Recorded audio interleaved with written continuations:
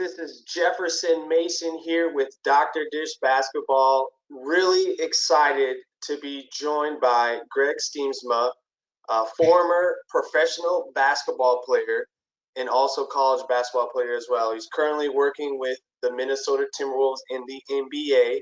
Today, we're going to be talking about basketball in quarantine, and we'll have some really interesting questions that I think are on a lot of players, coaches, and trainers' minds today. Before we get going on all of that stuff, Greg, really appreciate you jumping on here with us.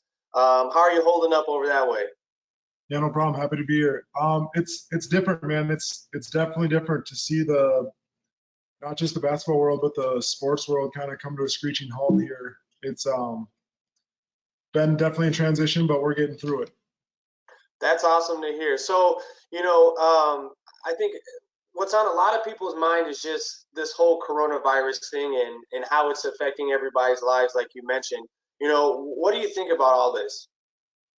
It's crazy. It kind of puts some things into perspective. Like, you gotta take some time right now to focus on what's meaningful, spend time with your family that maybe you don't always get to do. Obviously, you don't want to have it be under these circumstances, but you try to find the silver lining. I've been through a lot of ups and downs throughout my life and career, and there seems to always be something positive you can look at from it. And it's just kind of the mindset you have to have going into something like this. Yeah, definitely. I know on my end, I'm trying to stay as positive as I can. With all the negative news coming out in the media, and obviously they're getting some information out there for people to try to stay safe. But it's always good to look at the positive side of things if you can find it in a situation like this. So I'm right with you, brother, on that one. I know that you're a really busy guy, obviously working with the Timberwolves. Can you give me a high-level overview on what a typical day would look like for you with the Timberwolves, and then also kind of what it looks like now with the season halted? Yeah, I mean, obviously the NBA schedule is pretty intense.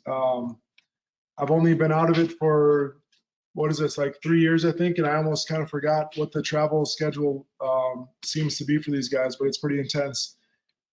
We kind of lose days of the week. It doesn't really matter if it's Tuesday, Wednesday, or Thursday. It's either game day, travel day, or practice day, and the practice days kind of come few and far between. So a lot of stuff that we do during the season is kind of more maintenance and game prep. We rarely have more than 3 or 4 days between games. So it's and when you have those days, you kind of have to take some days off too. So we spend a lot of time on, like, we just call it vitamin work, where it's stuff that you should do every day. It's little skill work stuff, not always super intense. Sometimes it's film, sometimes it's finishing around the basket, it's form shooting. Other times it's a little bit more contact, some one-on-one stuff, some post-ups, and a combination of all those. So depending on which day it is, if we have a game the next day, then we're usually a little lighter, or if we're coming off of a game the night before, then we're also looking ahead to the next game. It's kind of the beauty and the beast of the NBA is that the games come quick, so you got to be ready for what's upcoming and enjoy the win if you get it for that night, and then the next day it's right back to business. Definitely. So obviously, you talked a lot about managing your time. I know in the NBA world, even in the college world, coaches and players are constantly having meetings about managing expectations, making sure they're making the most of their time. Given that you guys are always in constant contact with the players, you're communicating with them. What does it look like right now that the Timberwolves season is kind of halted? What does it look like for you? Right, we're still a little bit unsure. We're following the NBA guidelines. I know the NBA is putting everybody's safety first and foremost, and players, their families, and just as importantly, the fans, safety and everything. So we're kind of just playing this day by day. As of right now, obviously, we're just in hiatus. We're on kind of lockdown mode. Our facilities are closed.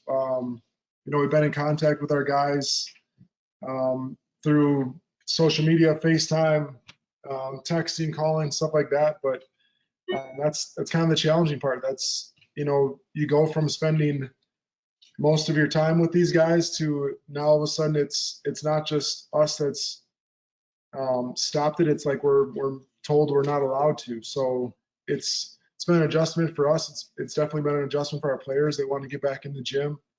But like I said, first and foremost, it's about safety and what our responsibility is to try to control this thing.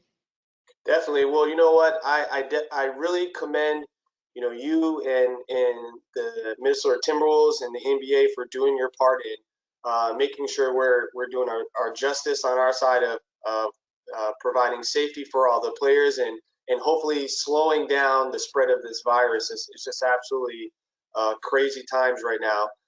We have a lot of coaches that follow us, players, trainers. Obviously, a lot of coaches had their seasons cut short. A lot of them were towards the end of their season. A lot of them were in playoff mode.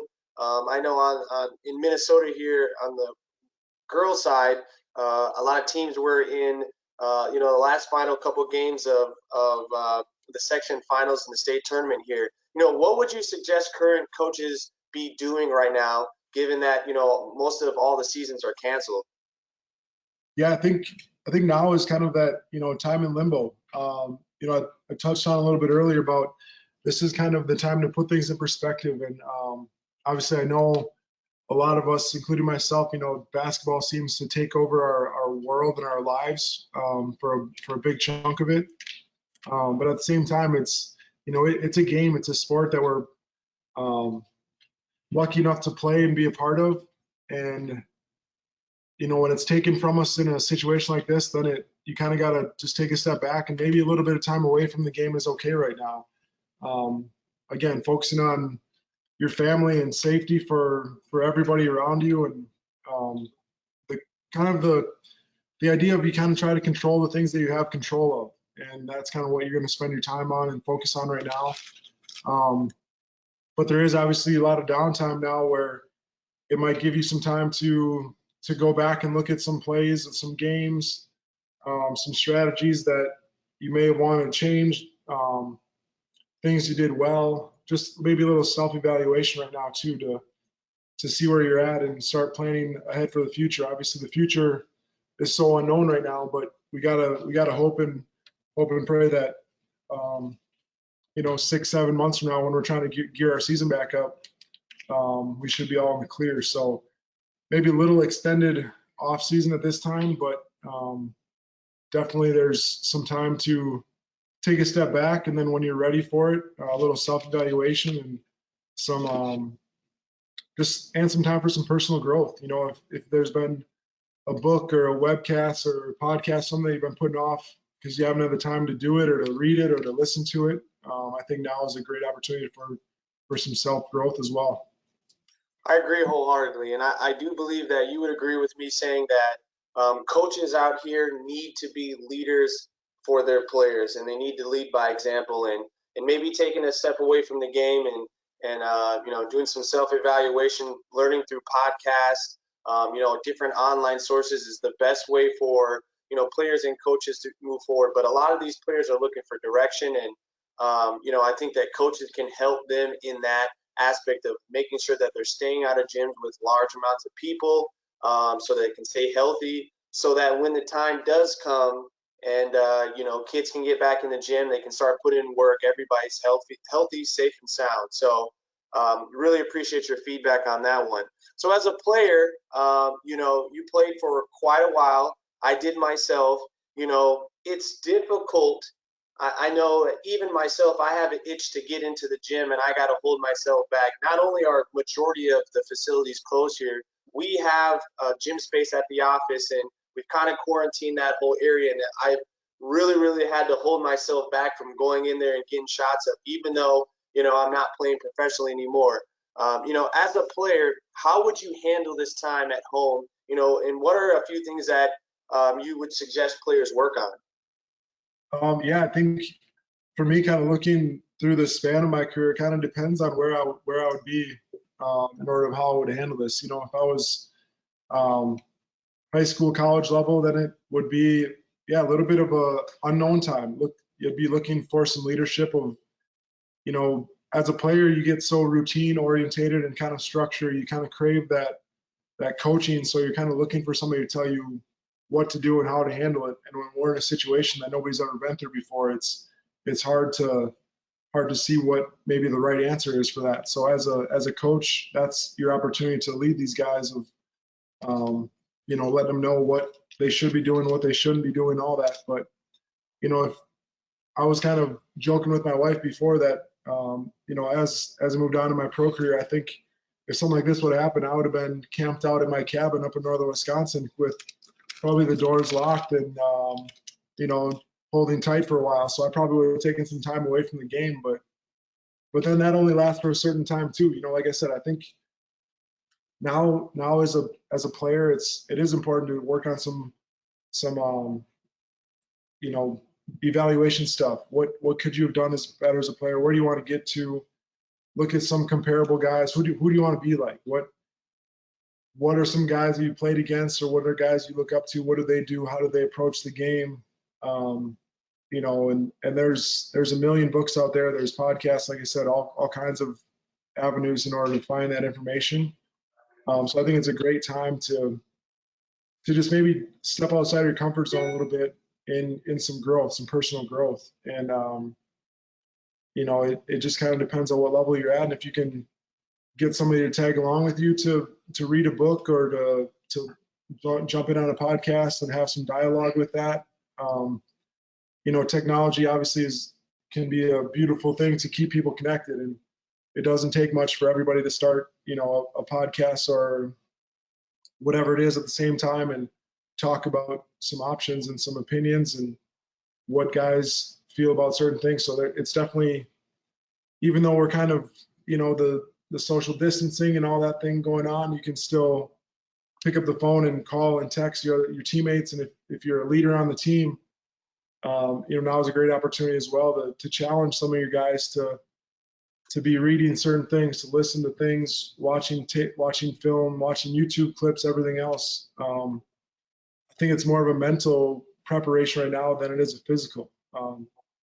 You know, Obviously you don't want to ever let yourself get too far out of shape. So there's, again, a ton of options with the in-home workout stuff that's kind of blowing up, and some things you can do to get creative.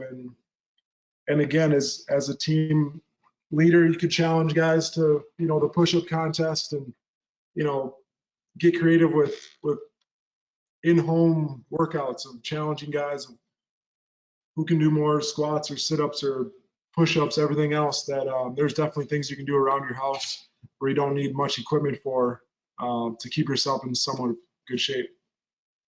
Yeah, I think you hit on some really, really important things there. I know as a former player myself, I would get into a regular routine of listening to what my coaches were telling me that I needed to do, getting in the gym, and kind of repeating that action. I think, you mentioning that self-evaluation and looking at maybe your weaknesses as a player, and trying to focus on some of those things if you can at home. It gives you an opportunity as a player to really, really dive deep into your skill set and who you are, and try to challenge yourself to get better. And like you said, there's so many unique ways that you can challenge yourself and then also your teammates virtually, even if that's a FaceTime or if that's jumping online and saying, hey, let's do a quick cardio circuit, from our rooms, or let's talk through some different things, or I read this podcast. I think that's awesome, and it really does change the vibe or flow of what sometimes players are doing on a day-to-day basis when they're getting into gyms. And it can be extremely beneficial for them too, I think, with developing their skills. So that's awesome stuff right there.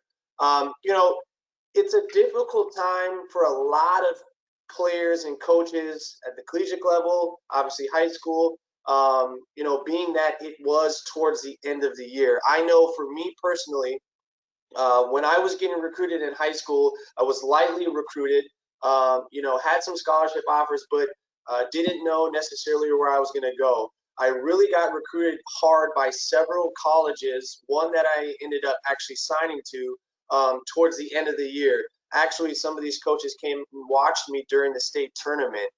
There was a lot of players I can assume that were hoping that last playoff run was going to give them an opportunity to be seen by coaches, and we're hoping to maybe get some offers or be recruited during that time. And obviously that was cut short. So, what's your advice for players kind of in these situations that maybe lucked out, didn't get that opportunity to get in front of coaches? What would your advice for them be? Yeah, this is this is kind of some of that uncharted territory that I don't know if anybody has answers how to handle that. But it kind of goes back to this mentality of controlling what you can control, and just being able to be ready to show an opportunity when it's presented to you.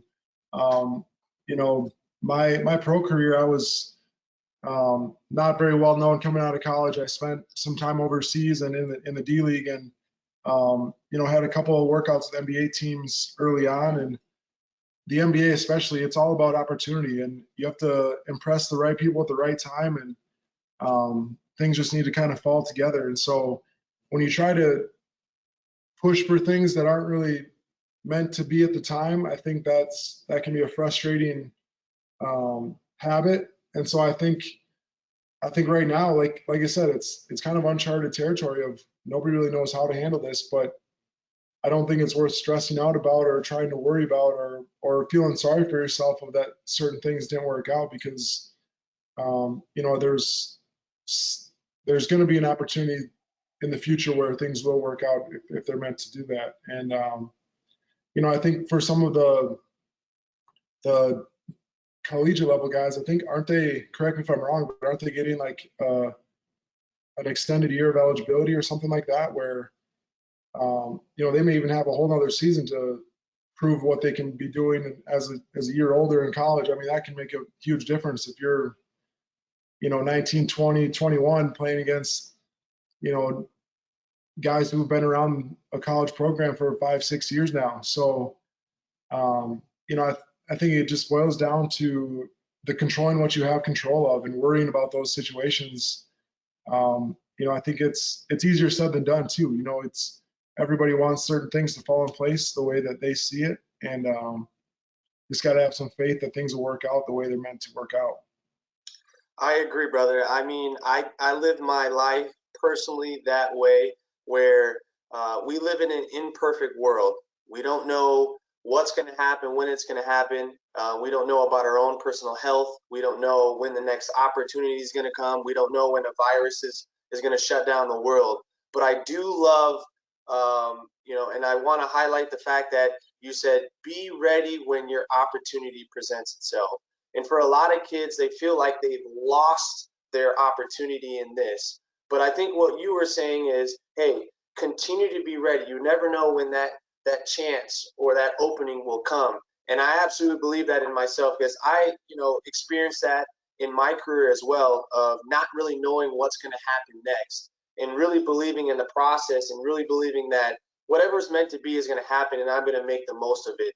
But I want to make sure that myself and everything that I'm doing is taken care of. I'm prepared and I'm ready so that I don't miss that opportunity when it comes. So I think that that's, players that are listening out there, coaches that are listening out there to this, make sure you stress that out to your guys or girls, because this is a tough time and a lot of people do feel like they missed out. But if you can express that to them in some sort of way, it's going to help them out a lot, not only mentally, but, as they progress in their career as well. So really do appreciate that, Greg.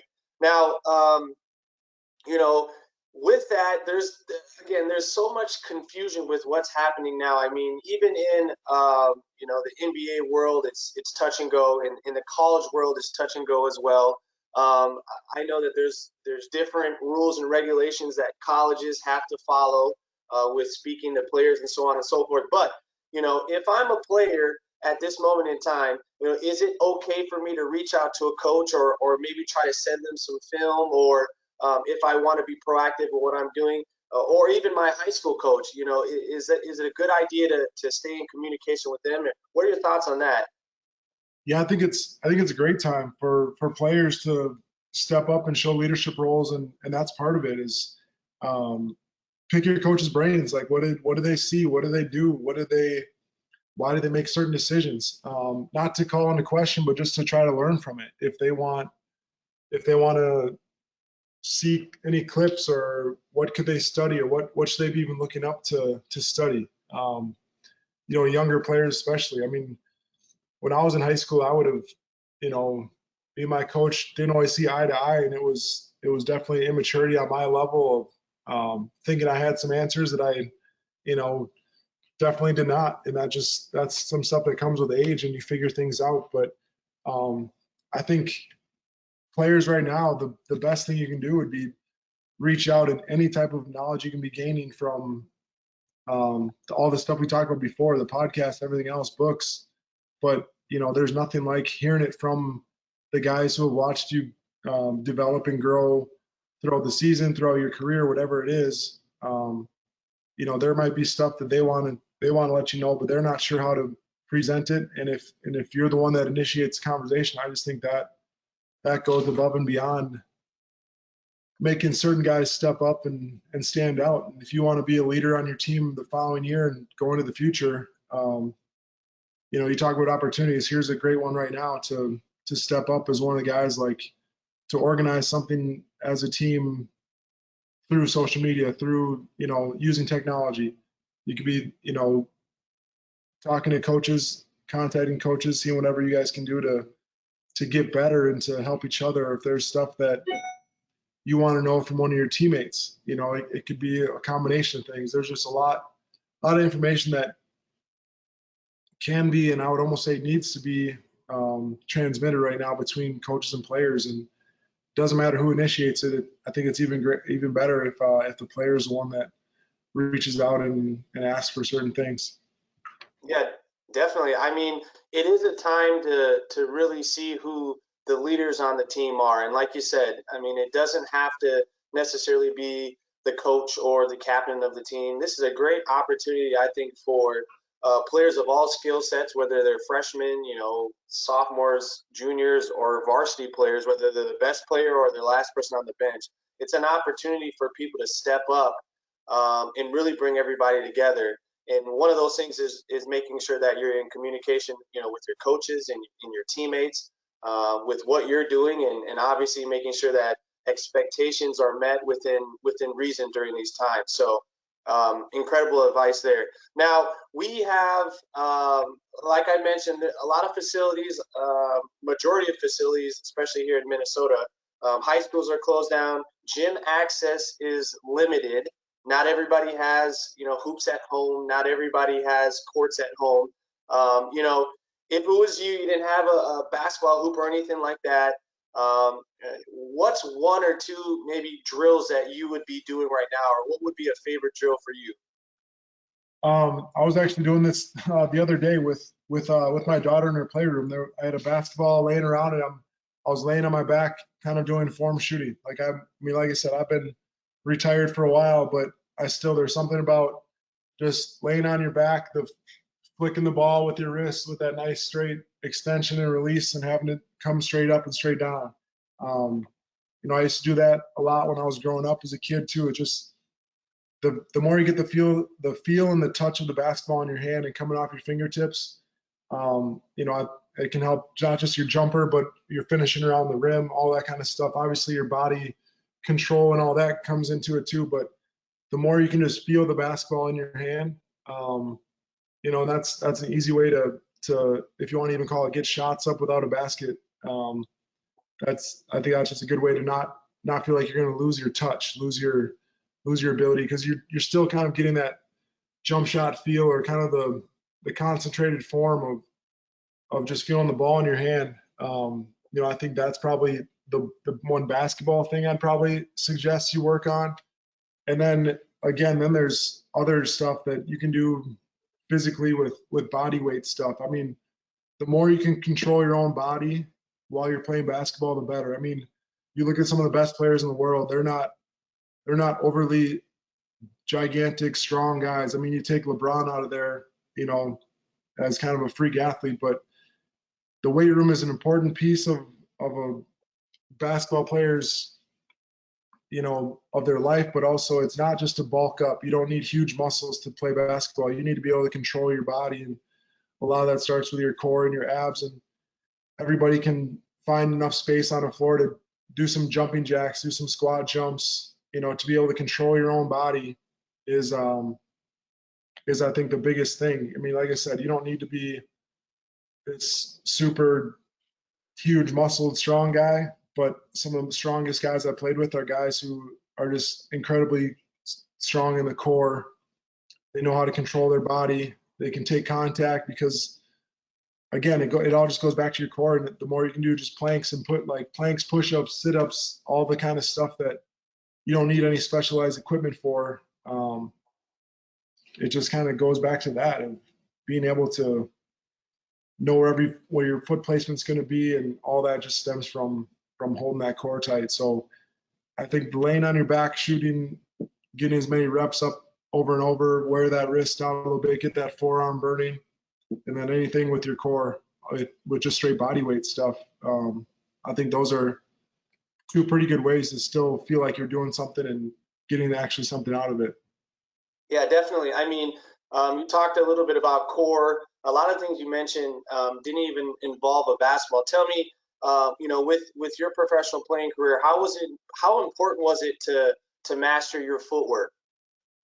Yeah, footwork. I mean, obviously for big guys, is seems like a little bit more focused. Where um, if you don't have good feet as a big guy, you get exposed pretty quickly. And even when your feet are pretty good, there's guys that are quicker on the floor, and you have to be able to make up certain things, certain deficits, like some speed and some quickness with being efficient with your steps, having the right footwork. Obviously offensively in the post, the more you can, like I said, just be efficient, know your foot placement, all that. Um, then defensively as well too, by being in the right spots obviously helps. But if you can um, you can have solid footwork, it obviously can, like I said, overcome some shortcomings, maybe with some speed or anything else, or length or size. But if you got solid footwork, that definitely puts you at an advantage. Yeah, I agree wholeheartedly. Let's move on a little bit to players that have access to gym and courts. And I know you touch on a few different things that you could do with maybe out of basketball, or that you could do maybe laying on your back or in your room. If you do have access to a driveway, a court outside, what's one, maybe two drills that you suggest players work on? I think it's anytime you just get repetitions of shots up. That's the biggest thing. If you can um, try to be obviously as efficient as you can, but chasing rebounds down and all that, that can be kind of your cardio. And if you're just getting some game-like shots coming off a dribble, or the spin it back to yourself or anything like that, but just getting shots up in somewhat of a game-like fashion, not just standing there and launching from half court with nobody guarding you. I think the more game-like repetitions you can have, the better.